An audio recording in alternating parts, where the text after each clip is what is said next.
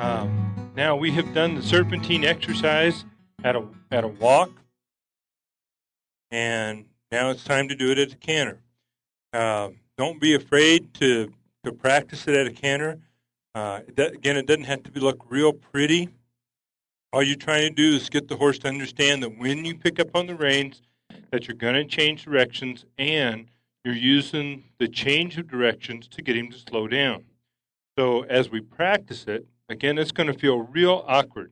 Don't worry about trying to have him change leads and stay on the correct lead. Don't worry about keeping him at the canter. If he breaks down to the trot and wants to change leads on his own, great. It just gives him a chance to practice that, and that's fine. What you're really mainly concerned about is that he doesn't speed up, and that eventually when we release him at the canter, that he stays nice and slow. Remember, we're trying to get him to do the canter on a loose rein.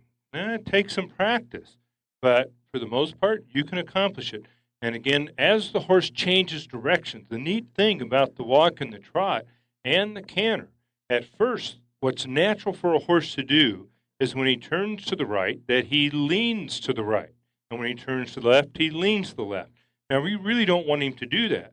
What we want him to do, actually what would feel perfect, is if you were sitting on a table and your legs were hanging over, that table would be perfectly flat. That's what we would want.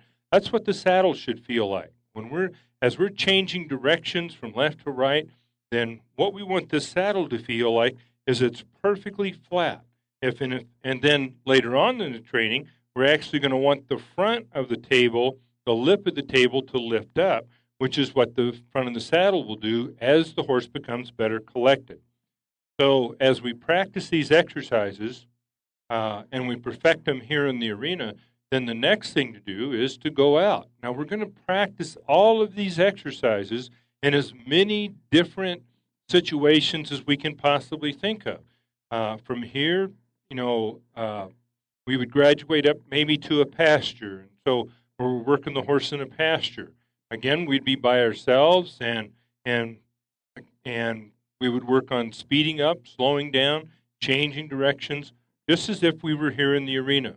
And then from that, maybe add one or two horses around and having practice. And then see if you can't practice, find somebody to practice with, where you can speed up and slow down, and speed up and slow down, and kind of make it a drill team where you're playing and practicing and just kind of playing together, but you're actually teaching your horse speed up, slow down, and then add in a group of horses, if it's possible. Add in a group of horses where there's lots of distractions for your horse, but you stay focused on the exercise.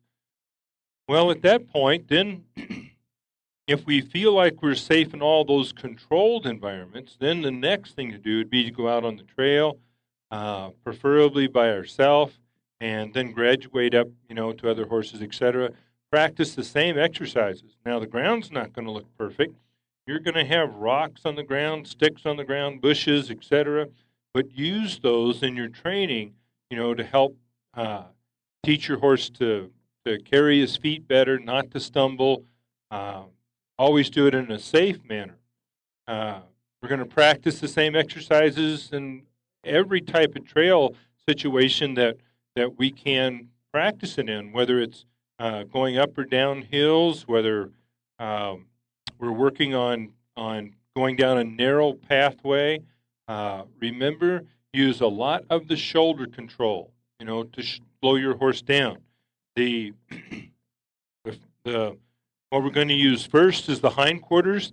That's our safety valve, right? If the horse just does not want to slow down, even at the canter, even if we were cantering him in here or on the trail anywhere else, and he did not want to slow down, then we would go ahead, focus, on the hindquarters, bring the hindquarters around, and say, you are going to slow down. That when I pick up on that rein, when I pick up on this rein, it means, change what you're doing with your body.